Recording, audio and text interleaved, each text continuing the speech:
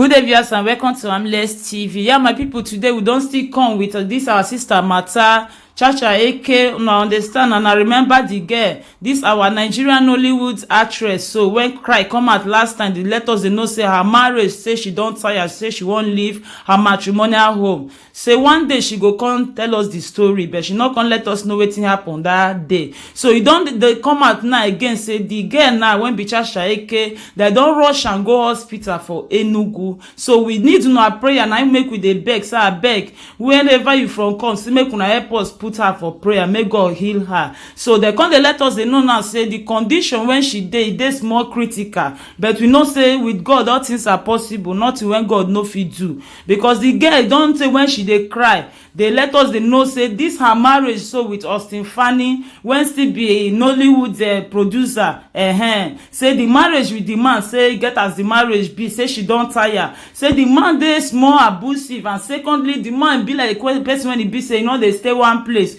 if they chook leg they put here and there, you understand. So she not gonna let us know wetin happen when make am be say she want divorce, leave the husband. So but we can't come they find out they know say the husband when be Austin Fanny, he don't go pregnant another girl for her side. She not see the tori. So all these things they when he be say come they frustrate the girl now, the Chacha Eke now when he be saying he get as things come be for her side. So that they let us they know now say the Austin Fanny don't go pregnant Chacha another girl for outside, and Chacha Eke now know the girl when he be say Austin Fanny go pregnant. You know the girl when the husband go do the thing with. So we will not come understand how it be say men sometimes they misbehave, but not be only men, no, because women too now so you see they be some women too see they chook their leg put for outside. And another to read come be say they constantly let us know say this Chacha Eke so now she be the man of the house self,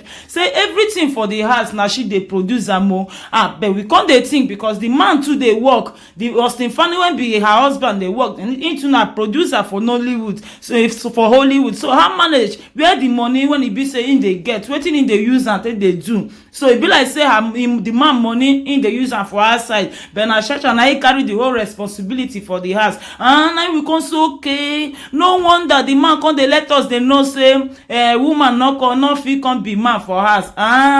So na Chacha Eke na be the man, na there the matter dey. Okay, we don't see am now, but this one now when the man come take fuck up again, and na this story when we come dey hear. So we want make they use their mouth come take tell us pata say see as the thing take happen.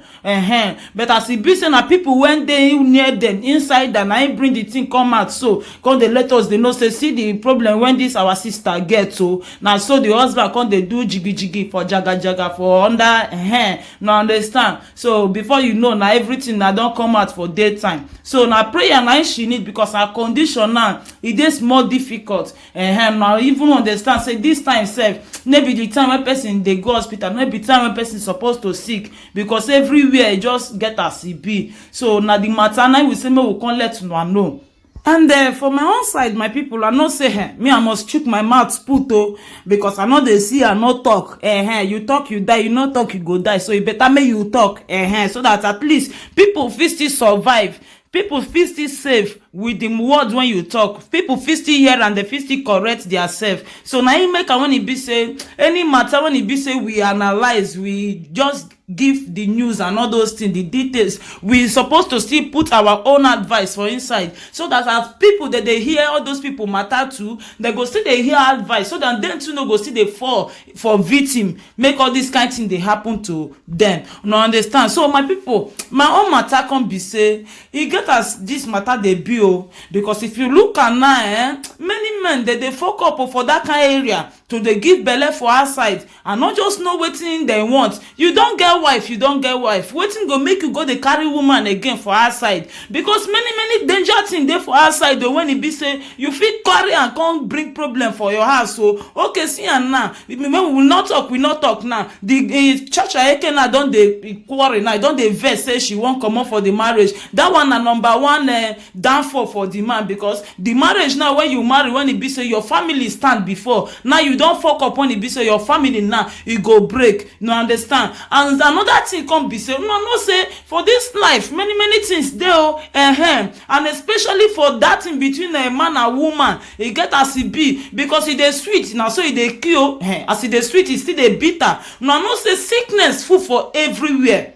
Sickness full for everywhere. At least if you dey with your wife for house, you know your wife health condition, you know whether your wife e cough dey worry am today abi fever dey worry am tomorrow. Everything when e be saying na dey go dey visit doctor, you know everything. But person when e be say you no know, you don't know that person in and out, be a man or be a woman, but you just go dey chook your body, they put like that. My people, I dey fear. I don't know for other people whether na so they risk their life reach, but for me, my dear, that kind of thing is not good at all. Because now, if you go carry another ogbonge sickness now, another ogbonge disease from that place now, now so abomination e dey there too for the sight of God. Now so you go still carry the sickness now, come inside house, come meet your wife or your husband when e be say the poor person not know anything. E get as e be. So that kind of thing dey destroy life and e dey kill human being. Make una dey try to dey say hold on yourself, because if una look and nothing there for inside all those jiggy jaga when I dey do, I dey tell na truth, because nothing there inside. God just put am like that so that man and woman they go fit build family, man and woman they go fit support each other, make things great, make they still get sweet thing for inside. Now make God put am so that they will still they get pikin, get children, the population go still dey boku, as he say make they go be like sand. Now so God they do am, but to come they do am now just to say you won't come just dey flex, come dey feel yourself. I don't know wetin they feel for there, or some people when they do am I don't know wetin they feel, my dear. Because if you look at under 2 minutes, 3 minutes, 4 minutes now, you don't just risk your life for person something when it be say you don't know. The day now when it be say you go dey sick, to go hospital self now, so hypertension go one kill you first, because you don't know whether the doctor go tell you say you don't carry ogbonge sickness or not. I beg my people, make una dey reason the matter, make una dey reason, and before una go dey put una leg for outside. I beg, because one, we don't know person when we go dey meet, when we go dey meet, whether na set up or whether na winch or whether na better person, or we don't know. But person when he be say they with us for house, we understand that. Whether that person get sickness, we don't know, but we understand say maybe our family or our wife or our husband not get sickness. Okay, now that one now na apart. The person now when you still go dey meet for outside, you don't know whether they don't even set everything up for you. You feel you reach that place, you go put something for inside your drink. You go drink, you go reach house, you go sleep, you know. Wake up, they'll come, they hold your husband or they hold your wife, say na him kill you, whereas that person I no reach. Make una dey take time, make una dey think twice first, my people, before una go dey chook una leg for outside. Because people they wicked for this life, and when it be say they don't want to see another person progress, they don't want even see another person make it dey healthy, because maybe for their parts themselves they don't even payment, but they just they live like that. But they forget say no matter any sickness when you get for this life, no matter any disease, if you pray now God now go deliver you. They know they think and like that, then they go just they feel jealous, say maybe one kind of thing they go happen to them, only you won't stay for the world. But maybe like that it be, because we know say healing day, deliverance day. The Bible don't talk and say any condition when you find yourself, give thanks to her. You don't know why it be like that. Say maybe you get that sickness, maybe God won't use that opportunity to draw you nearer, so that you go know say yes, person day when it be like God, he go deliver you, go show you better way follow. You don't know, but you come they get bad mind now, they you share the sickness now, they give many people. It get as it be. Men make una they take time, because una own na even plenty pass, una own plenty pass. Wetin woman not fit do man, na man they do woman. It not good though, because all these kind of things now, if you look and where people only be say that they fuck up for inside the marriage, now men are there plenty pass. When be say they go they chook leg for outside, but if the woman try and they go try me once, maybe make they kill that person. You know good. Make una not they do it like that. I be una not like una children. You know good. And secondly, wetin me I want to talk for this matter be say African men make una they get patient for some kind matter.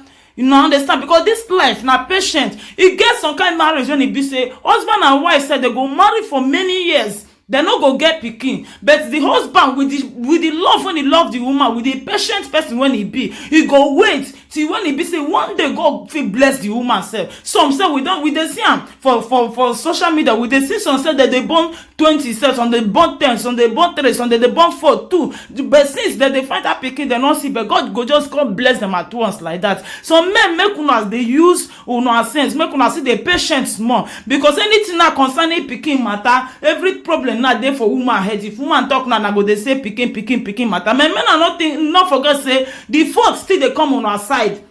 You understand? Another one be say our African men, especially African men, once they see say their woman e born girl, e never born boy, their eye go down dey chook put for outside. Make una dey take time, because many of una sef that water when e be say na una dey una understand, for una sef una own no strong reach when e be say man go come out. Even though say you go carry 20 woman for outside, na still the same thing. And secondly, if God even do am like that, na blessing na God even give you, because sometimes sef get pikin sef e better pass who born boy, because na woman sef na dey look im mama with im papa. Many men they no dey even dey remember whether their mother dey chop abi their father dey chop. All of them na to find their own money, take carry ashawo or take do their own life. Na wetin dem know be that one. Na woman sef na dey look for family, na dey look up to im family well, na dey take care of im mama and papa well. So make una dey reason am. And second one, another one be say, when be men, once una wife now go born one pikin, woman, 2 woman, 3 woman, na wetin say una don finish for there.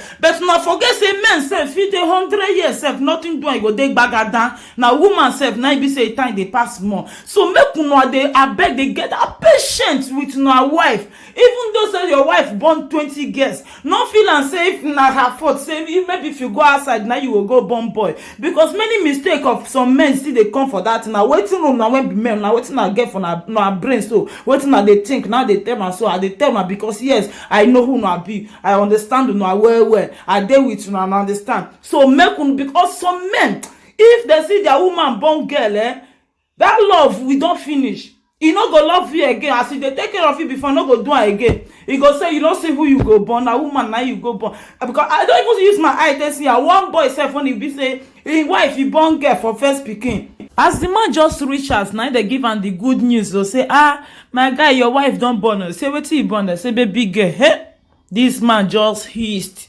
Omo wey choo. He hissed from up to down. He say, na woman na my wife see make e born. All of us we just open mouth dey look am o. Me I come the reason say wetin you give am, no be the one wey you give am, maybe he go give you back. Abi na woman give himself belle. The thing it just can't get as come the ring bell for my brain. So men, make una dey just dey patient. If you see woman when he be say he don't love you already, even they support you self, even they help you for everything, you know they put leg for outside, abeg make una use una mind still dey love that person back, because e no easy. You fit think say na for outside now you won't consider one thing when you dey find. You know say na your life now you won't go destroy for outside. So you know say na the end of the road now you dey. So because where you dey go self, you no even know whether na another person own now you won't go take care of. Abeg make una dey take time.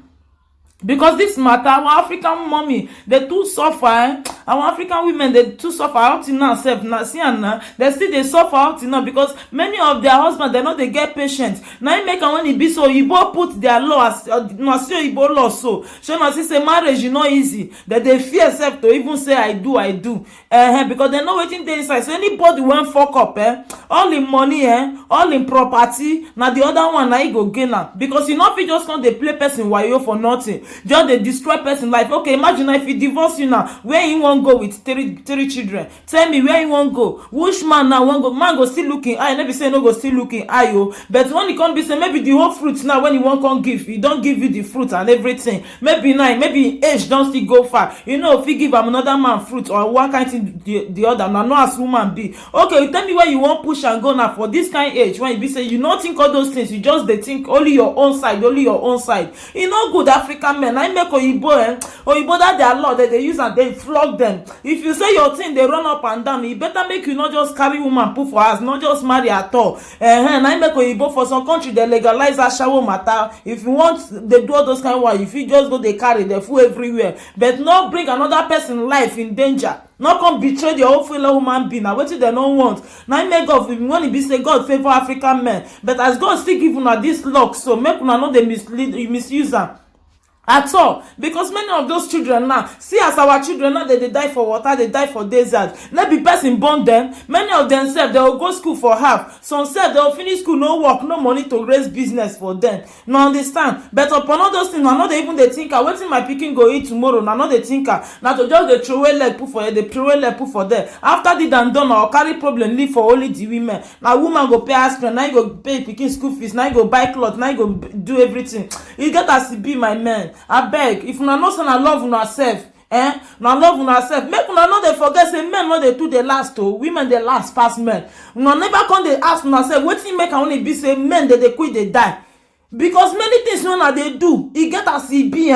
You know say person dey feel bad mind for you when e be say you don betray that person well. Na God na dey hear person cry. So make una dey save una life. For men to survive in life, you need to make everything clear, especially with your wife, so that God no go curse you from heaven. Abeg, make una no dey put person life in danger again because of greediness. Only una no dey think for that person side. Wetin go come bring this kind matter na say this kind beautiful lady now go come enter this kind of situation. So tell now she don land herself for hospital. Make na take time, na so my matter reach o, my people. Na do well to watch. Make na not forget to subscribe to our YouTube channel, Harmless TV. Still dey follow this our Facebook page, Joyce Dan, so una go dey hear everything. It's Melody Song.